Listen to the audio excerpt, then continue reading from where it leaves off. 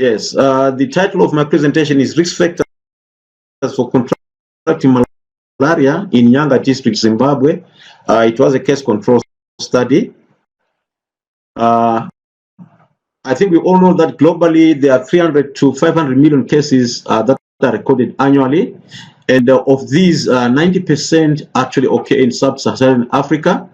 And between 1.1 to 2.7 million people die annually from malaria, and more than 1 million are children under the age of 5. In Zimbabwe, malaria is a parasitic, not in Zimbabwe, but internationally it's known that malaria is a parasitic and vector-borne disease. Zimbabwe, malaria transmission to 3. We have the free transmission areas, the unstable transmission areas, and the stable transmission areas. Reside in malaria, and Zimbabwe is an unstable malaria transmission in 45 out of 9 districts that are in the country. According to the National Malaria Control Program report of 2012, it was reported that malaria incidence was 22 per 1,000 population. Now, what the problem was is in Nyanga District, which is a stable malaria transmission, there are control measures that are actually including surveillance, residual spraying, long-lasting sexed nets, prophylaxis, which is IPT, and case management. At Texila Health Center,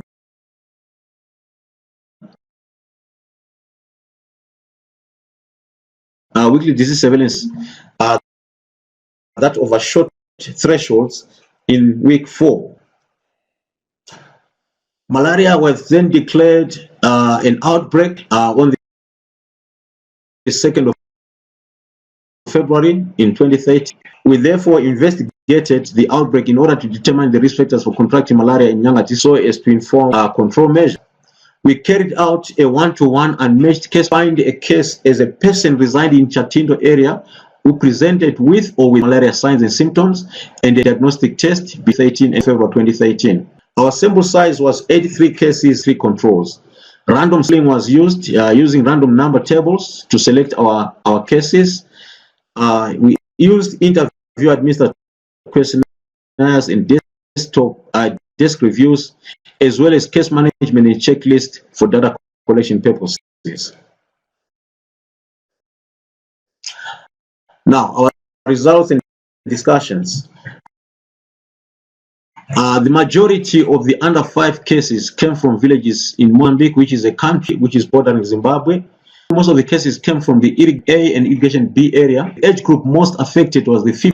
It is worth to note that there were no statistical or significant differences between cases and controls with regards to demographic characteristics. This table shows our the presence of stagnant waterborne states, people who reported consistently sleeping under a mosquito net, and use of mosquito repellents, as well as having received health education on malaria in past year, were factors that associated with contracting malaria in this village. For instance, those people who reported presence of stagnant water bodies were 11.6 times more likely to contract malaria than those who did not report. This was also statistically significant, as signified here by the p-value, which is less than 0.05. Presence of water bodies near the homestead was a risk factor for this in this study for contracting malaria, and reporting consistently sleeping under use of mosquitoes and having received health education on malaria in the past year was protective. These are our references, and in terms of our conclusions and future plans, Chatindo Clinic was not prepared for the outbreak, and the risks factor for contracting malaria during the outbreak in Chatindo was presence of stagnant water bodies near homes, consistently sleeping under a mosquito net, use of sprayers, and reported history of receiving health education on malaria in the past year were protective.